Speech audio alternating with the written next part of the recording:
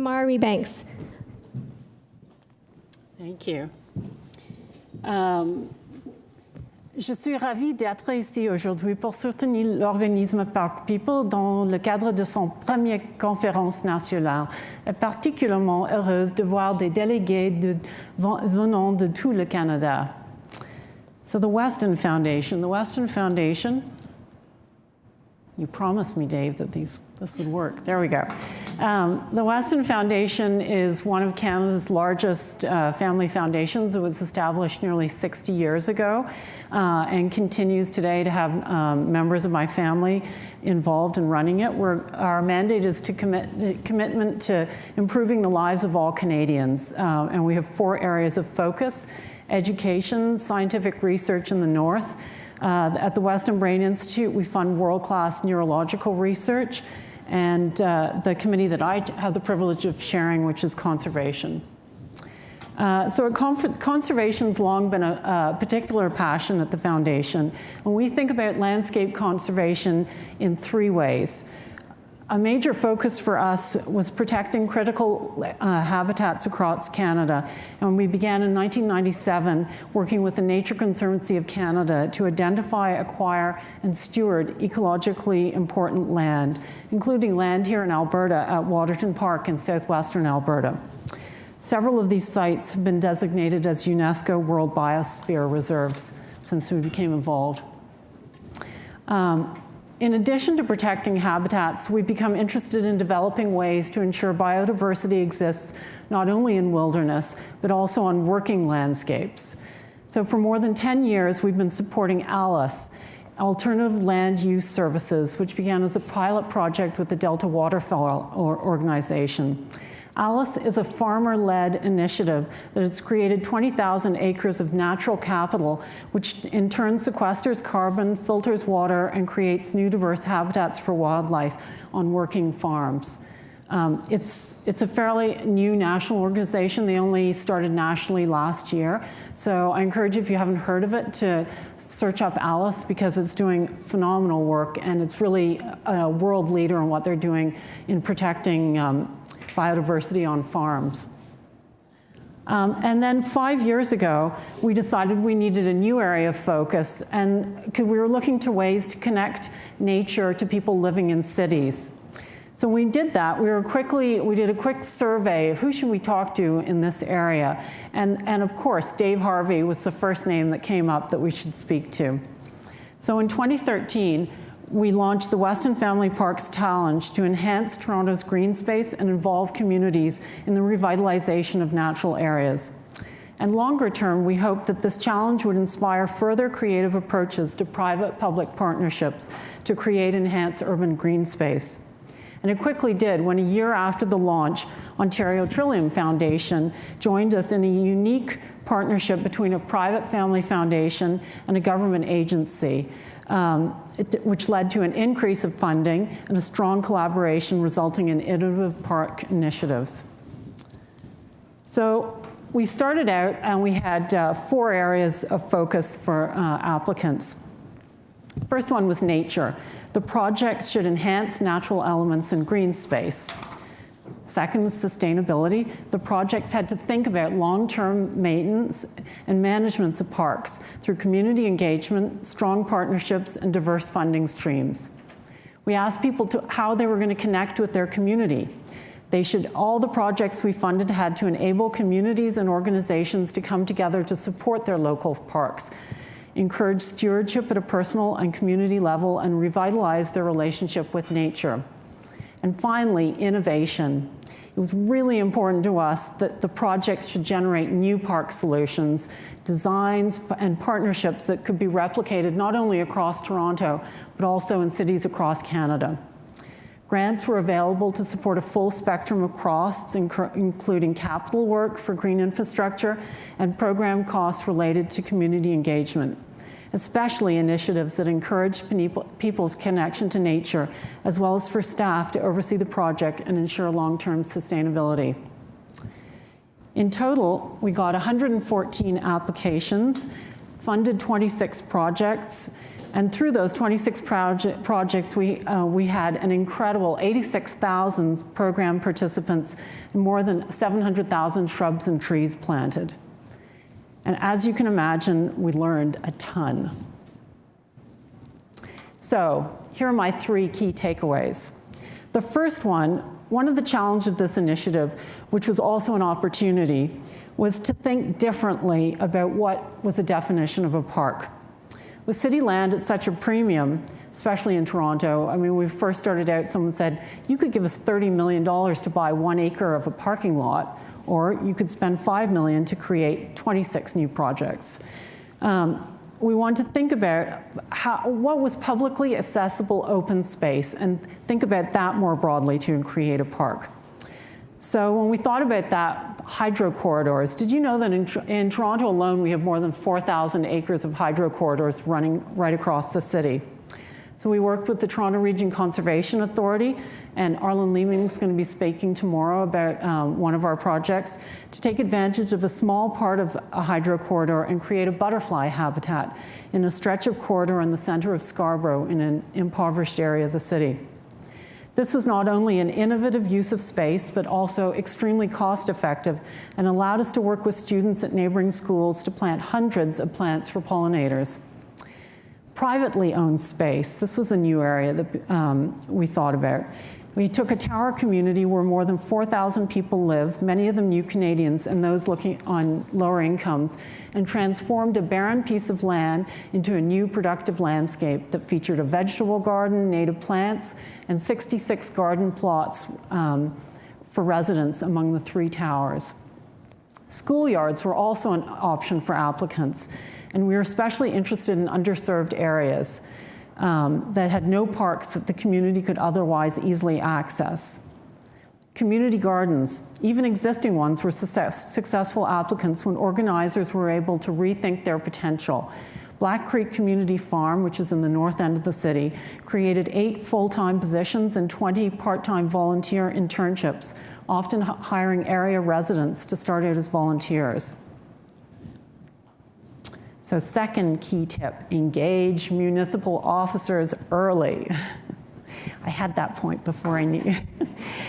Broaden the definition of the park can lead to more complex permissions, we've learned that, and agreements that have to be worked out. And in retrospect, we should have talked to the city earlier and foreseen some of those problems. Hydro corridors are a prime example of that, and although we've made great advancements and created a first in North America of creating native pollinators in a and plants in a hydro corridor, it's tough. It's tough working with all these different government organizations that each have their own guidelines. Arlen, don't smile too broadly. And to navigate the permissions and the use of land when there's no precedent. But you know, when you get it done, it feels so good. We've created something called the Seed Garden Initiative in Toronto that allows residents to plant gardens in hydro corridors, and the city had no model to allow that, but now we do. We had to balance meeting the goals of our challenge with what the community wanted and what the city would allow. And it was so important to us to ensure that there was a long-term maintenance plan so that we didn't get all these plants in the ground and people engaged, and the city wasn't surprised by any long-term maintenance costs that hadn't been considered. So just think about how, whatever you start, how is it going to continue? And finally, develop community champions. It's really clear that if you don't, for parks to be sustainable, we need to have local partners on the ground. Sabina Ali, who spoke earlier, is a great example of the power of what one person can do when you have someone on the ground who can galvanize volunteers. For green infrastructure projects, it's especially important to encourage community expertise for long-term stewardship so that plants are properly cared for. So we insisted that every successful application had a landscape designer or someone with significant professional knowledge of plants engaged in the project. Many of the communities served by the Weston Family Parks Challenge were in neighborhoods with lower income, and so providing economic and skill-building opportunities led to more community engagement. We also encourage project organizers to use our initial funding to leverage other funding. And it's wonderful to see from our funding, we got an additional $4 million of funding against the original challenge grant. So when you start something, don't worry, other money will come if you do it right the first time. So these are just a few of the lessons that I learned through the Weston Family Parks Challenge, and I hope you will read more of them in your delegate bag. Our new report with park people is called Breaking New Ground, and please read it because there's a lot of stuff in there. Thank you very much.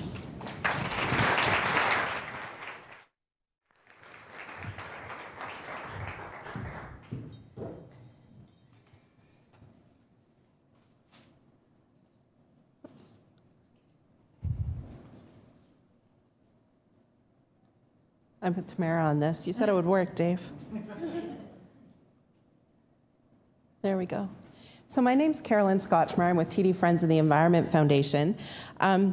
Basically, what I'm going to do is just give a quick overview of our foundation, what we do, and then, as requested, go into three key things or approaches that we take in what we do and that we see in projects that are very successful projects. First of all, TD Friends of the Environment Foundation has been around. This is our 27th year. It says 26 there, but we've just started our 27th year. And during that time, we've given out $80 million in funding to community groups across the country.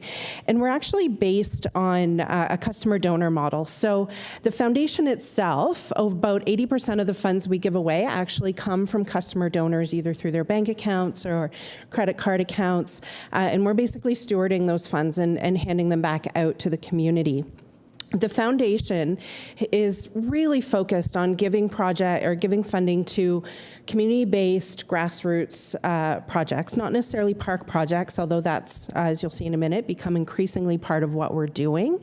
And so a lot of these grants are a little bit smaller. These are the average grant size is about $4,500. It varies from chapter to chapter. We have a chapter model, so we have 38 chapters across Canada. And so some chapters have more resources, some have less resources, but overall we are looking at really the community-based work to fund out of the foundation. Just to give you a sense of what that looks like, so for last year, we gave out $5.5 million nationwide, and that was to over 1,000 projects from coast to coast. So again, if you look at the breakdown of how that falls, consistently about every year, what we're funding a lot of is about 30% environmental education. So some of these are in-class programs. Most of them are out in our green spaces. So these are a lot of park programs, a lot of natural space programs. A lot of them are targeted for young people, so getting people out, engaged, active in their park spaces. We separate out the projects that are focused on urban greening specifically. So that's about 27%, and that number's been consistently rising, partly because of the work of great groups like you, and partly just because we're becoming increasingly focused in that space. 13% outdoor classrooms, which, as we talked a little bit about this morning, also function often as community green spaces. So last year was the first year we actually separated that number out. It's growing so fast. It's now obviously the third largest thing that we give to in terms of any specific project type. So something that we're really seeing are schools active, engaged, building out their own schoolyards, and more seeing those places function as community spaces. In this space, we're also seeing more and more community groups doing outdoor classrooms in public parks and spaces that weren't traditionally the site of outdoor classrooms, so that multiple user groups can use the site. The other one I'd like to point out too is the citizen science piece, which again, this is the first year we've broken that out, but this is something that we're seeing more and more, again, largely in park spaces, largely in urban areas, but working with community groups, getting them out, actively monitoring and actively engaged in their park. So it's only 2% of what we give at this point, but given that we're only beginning to break that out, we see that number rising quite quickly. So as I said, going into 3 tips, and it's not just for a successful project, but these are things that apply to us as well as funders. And first one I always want to highlight is bigger is not always better. There's this sense, and there are amazing high profile, the High Lines of the world. We heard Adrienne talk about a whole bunch of examples both in Canada and the US this morning. But a lot of these projects start on such a small scale, and we've heard great examples of that as well. Projects that are just about getting the community out and engaged, getting them active in their park, and building the support necessary. As a funder, we see groups sometimes come forward with sort of the big project first, and our concern often is that the group doesn't even have the capacity to carry it out. So don't feel as a group applying to a funder that you need to have the big showpiece to start with. We're looking at our funding anyway, we're looking at building those baby steps. And from our perspective, we have different funding streams to match that, which ties into the one size does not fit all.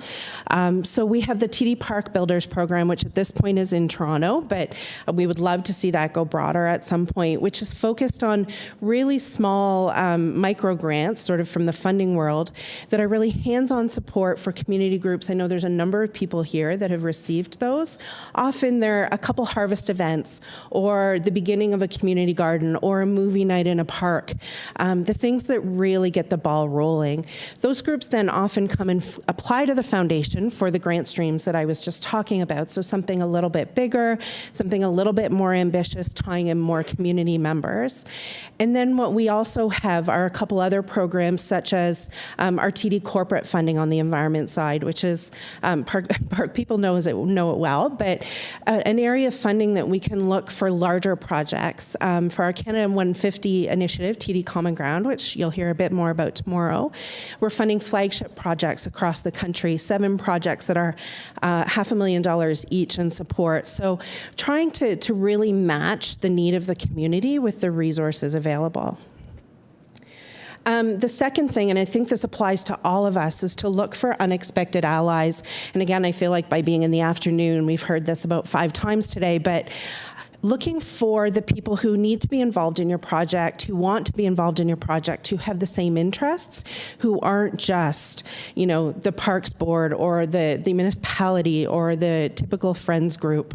And not that there's anything wrong with any of those people, but we also need to be looking to social service agencies, professional organizations, corporations, everybody who needs to be there. If it's a project in a high needs community, again, we heard about this morning, sometimes you need social service supports built into the program, and sort of the typical environmental or traditional environmental sector organizations didn't have those access to resources. So by building a bigger boat, we can really, really enhance the position these projects well to succeed.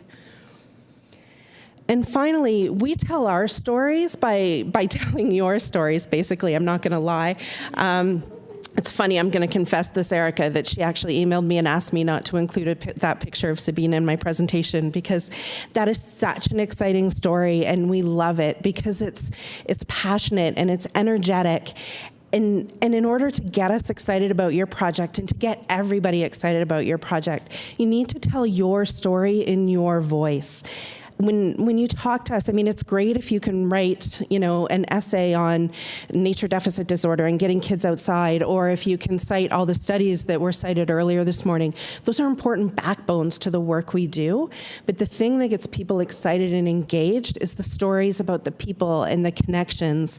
And as Ryan mentioned this morning, creating something that you can dream yourself into. So really, that's what I wanted to highlight is having the facts and the background and the pieces and the bureaucracy and the approvals, and all those are very necessary pieces, but you'll never get everybody to come on board unless you can actually convey to people what makes you excited about the project, because that gets us excited about the project. Thank you.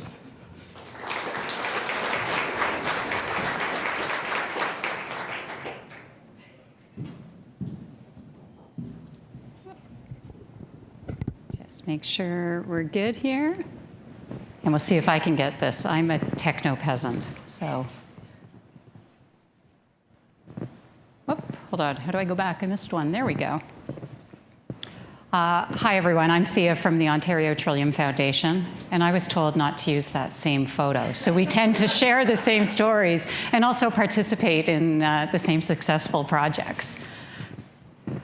As I said, I'm from the Ontario Trillium Foundation, and I know this is a national audience, so I'm just curious, how many of you here are familiar with the Ontario Trillium Foundation? Quick show of hands. So a good number of people. We are an agency of the Government of Ontario, and we're probably one of Canada's largest granting foundations. We invest well over $100 million a year into probably anywhere between 1,000 and 1,300 community-based initiatives, all focused on making communities in Ontario more healthy and more vibrant. So that's our mission as an agency of government: healthy, vibrant communities. And a couple years ago, we actually went through a bit of a transformation to start to define what do we mean by healthy and vibrant communities, and how do we know that we're realizing our mission to build those communities. For a long time, we granted a wonderful array of initiatives and that allowed communities across the province to do great things, but we had no mechanism of rolling that up to go, okay, how do we know we're using taxpayers' dollars, we are realizing our mission? So I'll just walk through a quick theory of change that we applied when we moved from really funding initiatives to funding results and outcomes. And at a high level, we aligned ourselves under something called the Canadian Index of Well-Being, which is essentially a suite of indicators and a suite of domains that starts to look at community vibrancy in terms other than GDP. And we looked at those indicators, and we looked at what we were doing as a foundation, and we identified some focus action areas where we felt that we could make a difference in communities, and used 12 of these CIW indicators as our North Star for looking at the outcomes that we wanted to achieve. But we recognized that we couldn't be responsible directly for those indicators, so we brought our line of accountability down, and we defined a number of priority outcomes that we wanted to see achieved through our granting, and then specific results that we could measure, that we could learn about and achieve, that we would support through our granting. And we would grant through a number of different streams, a number of different funding streams. A stream we called seed funding, which is about testing new approaches and piloting and learning to inform how we realize these results in the future. A grow stream to scale up and replicate proven approaches that work. Capital to revitalize vital infrastructure that relates to our strategy. And finally, collective impact to looking at systems change for deep, complex issues. So that's a little bit of our theory of change. And it was a big switch from moving from an initiative-based to an outcome-based strategy. And this just quickly shows you the action areas that we grant in. And I'm not going to dwell on this right now. It's all on our website. But it's all about the types of communities and types of people that we want to see to make communities more vibrant. So there we go. You have to push this kind of hard. So what does that mean for urban parks and green spaces? And it can mean many different things, because if you've heard a lot this morning and this afternoon already, parks and green spaces can be vehicles to meeting all sorts of different outcomes. And when we moved to the strategy, we had a lot of questions. Where does my community garden fit? Where does citizen science fit? And it can fit in all different places because of the outcomes it's trying to achieve. So I'm just going to highlight quickly a few projects that we've invested in under 3 of our action areas. I probably could choose any of them to give you this illustration of how we're using our different funding streams to realize different outcomes for community vibrancy. So this is a few examples from our active people action area, which is all about increasing physical activity. And I think Jake might have even referred to the skate park. We invest in a lot of capital projects. So this one up here was a skate park that really revitalized a space, but was very youth-led in its design, so that we knew it would be used, it would be harnessed to get kids out and active, but it also had that sense of leadership in it as well. Another example here is something we've done in partnership with Earth Day Canada, looking at pop-up adventure playgrounds and loose play in parks. And they've developed great relationships with city parks across the GTA that allows them to bring these pop-up playgrounds that allow kids to involve themselves in more unstructured play, and that might become part of programming moving forward. A couple examples from our Connected People area, which is really about building inclusive societies and communities together. And this echoes a lot of what we heard this morning when we had the panel on social isolation and the benefits of parks. An example here is we've done a project with Mabel Arts, and actually this was probably an investment where some of the pilot work was done through the Weston Family Parks Challenge. But they have taken their model of revitalizing and animating really a disadvantaged space and bringing community leadership and marginalized groups together to reimagine that space and foster leadership. You heard this morning about the Sparking Change report. I don't have to go into details here, but that was a seed fund from OTF, which allowed the research to be done to explore those models and to look at models and funding partnerships that can allow social inclusion in our parks and achieve those outcomes. So hopefully that will seed a whole bunch of things moving forward. And then a couple examples from our green area. One is something the Niagara Restoration Council has done in partnership with regional parks to look at how we can enhance pollinator habitat in green spaces. And parks provide that venue that have a large space to do that kind of restoration and really engage community members and citizens in that planting and stewardship of those areas. And finally, one other example we've supported through our seed stream is a feasibility study to look at the possibility of a nonprofit organization establishing an outdoor education center in a city park, which really is in an area that has very little access to outdoor education. So through our different streams, we've invested in these different types of projects that will hopefully help to meet all sorts of community vibrancy objectives. So we were told to highlight three lessons learned, and I didn't compare notes with Carolyn, but I think I'm going to repeat some of what she said. But in the first one is really, as I've said, parks and green spaces can be vehicles to meeting all sorts of objectives. And we want that broad perspective, but also keep the outcome you're trying to achieve in mind, because that clarity of purpose from need to what you're learning to the evidence behind your approach needs to flow, or you're going to miss the mark. And there can be all sorts of byproducts, but sort of be deliberate in your approach and make that clear.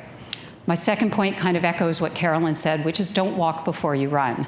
Try new things, test them out, explore the feasibility, and start small, and use that learning to inform moving forward.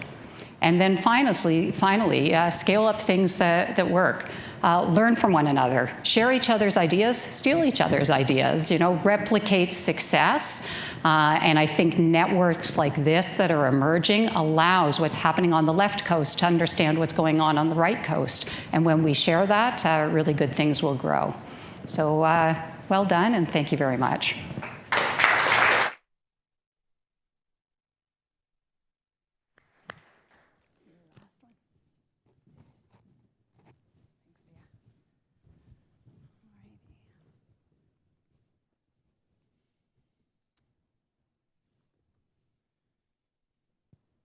Okay, here we go.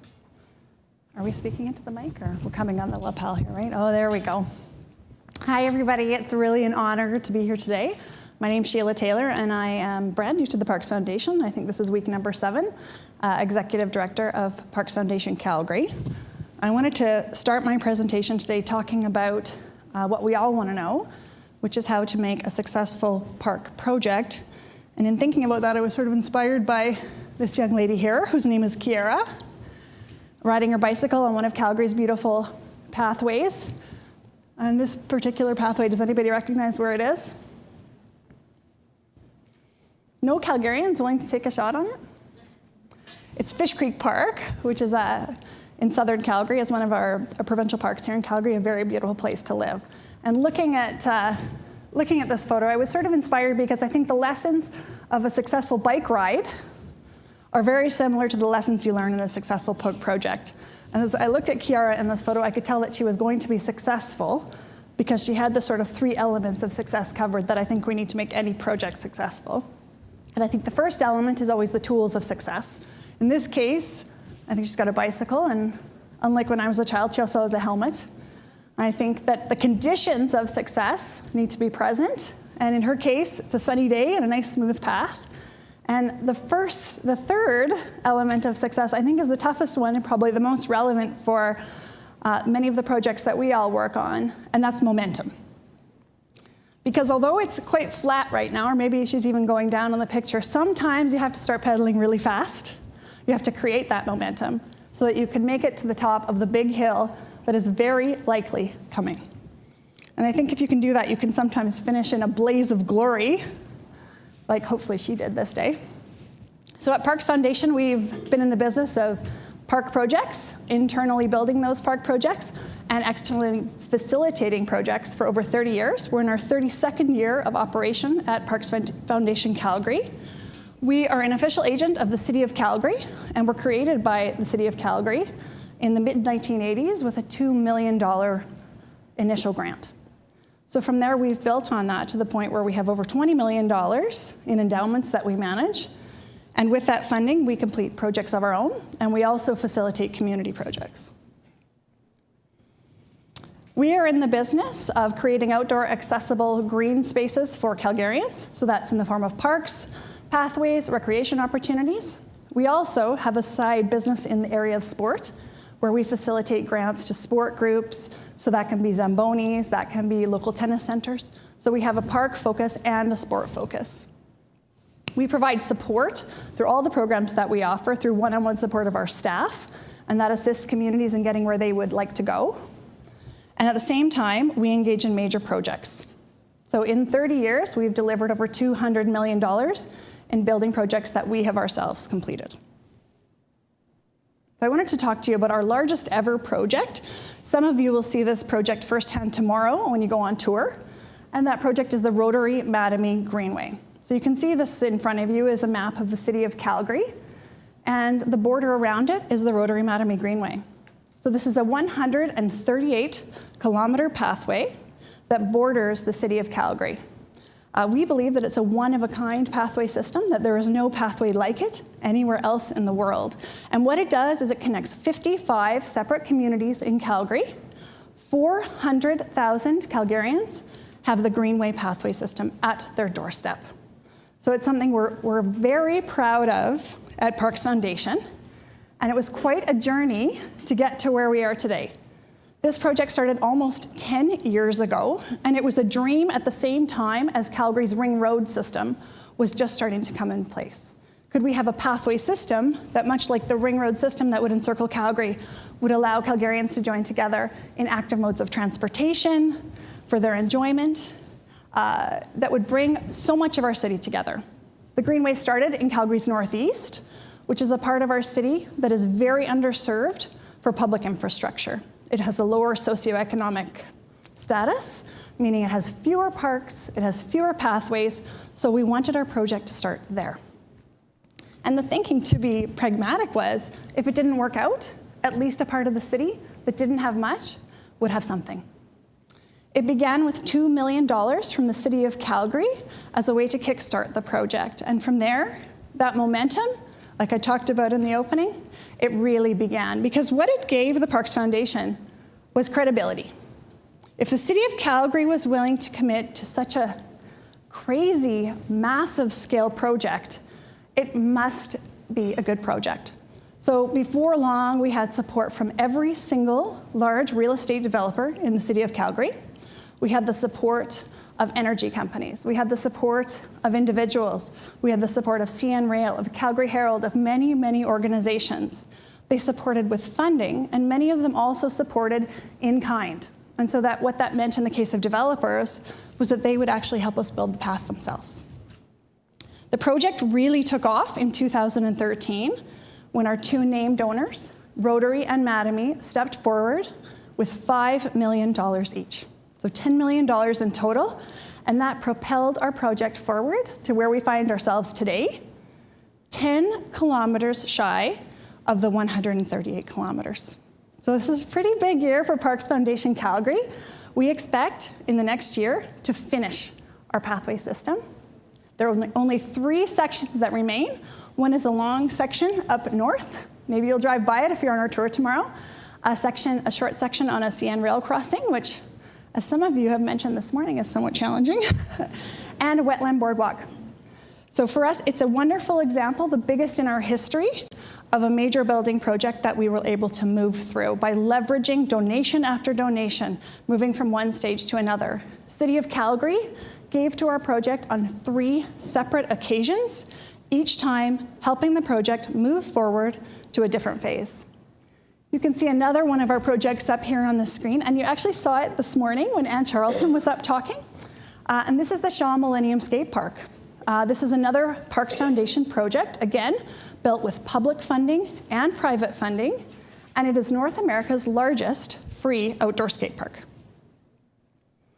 So Parks Foundation, I've talked to you a little bit about our big building projects, but that's actually only a part of what we do. It's, I would say, half of our coin. The other side of what we do is around community programming. Because of our long history of being able to secure endowments and donations, because we were able to build on that initial funding from the City of Calgary, we're also able to offer a lot of programming. And you can see the programs that we offer up on your screen here. What they all have in common is that they dovetail together to help communities achieve projects and help them achieve both park projects. So that means a playground, a community garden, any number, and a community art project, and it's also sport projects. So that can be funding your local arena.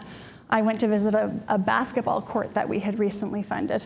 And all the different programs work together.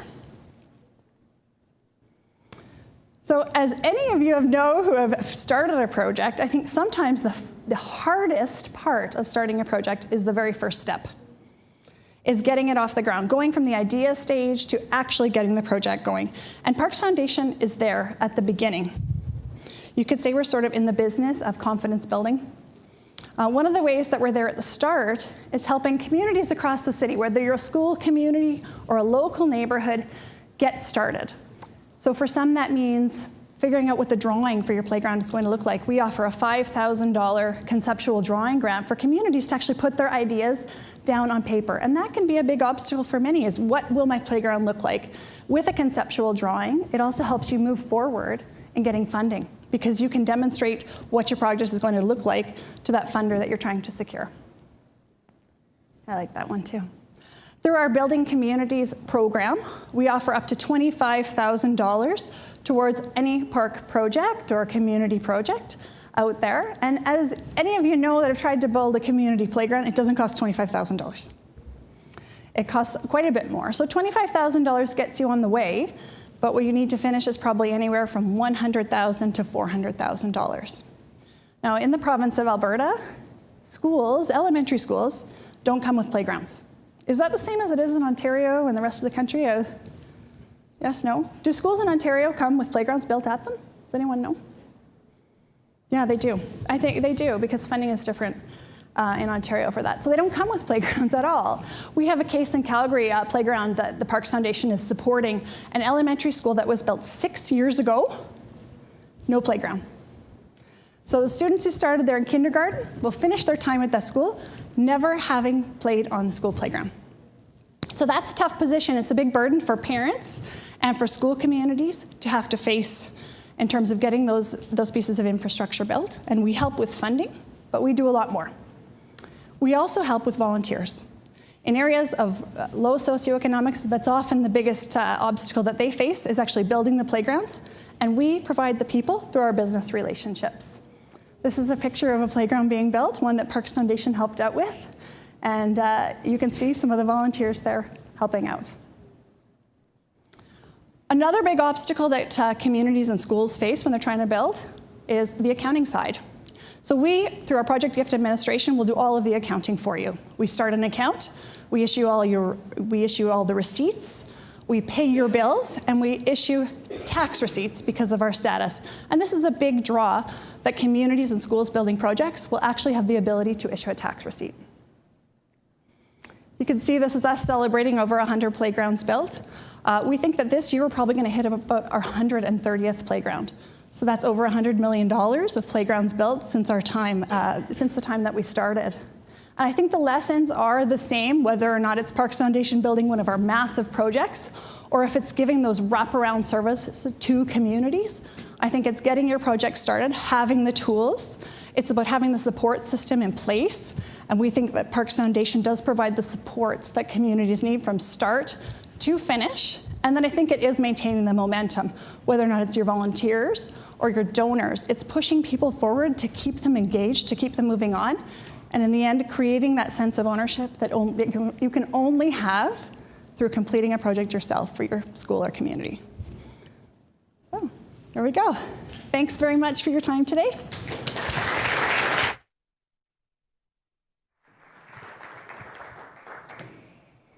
Well, we were told this morning to look for the OPM, the other people's money, and let us have a round of applause for our dream makers on this panel. So we still want to talk about positive, all the positivity that went on today, but we also we need to learn from our mistakes. So we'll just do, I'm very cognizant of the time because I want to open up to you guys for questions, but I will just maybe do a rapid fire of, in your past experience, can you tell me about a project that has failed and why? In a couple lines, and we'll go to everyone. Who wants to go first? No one? Carolyn. Them. I mean, we do see it sometimes. Probably the number one reason we see projects that are come into us fail are because the people who were involved in planning them didn't have the right permissions and steps out at the end. So they had a fantastic idea and sort of plowed ahead without sure that everybody who, whether it was the landowner, whether it was, some other permissions they needed in order to access the space, that they hadn't gotten those put in place before they started and often didn't realize how long those processes take. With the municipalities and bureaucracy, I can imagine. Yeah. All right, anyone else for that question? I've seen examples where you have maybe one individual who is really keen and they want to push a project forward, but they simply haven't engaged with others in their local community or in their local interest group to really bring people on board, because it's a pretty rare individual that can push a big project forward. So people need to be able to work together and to sort of create a really energetic committee if they are going to get where they want to go.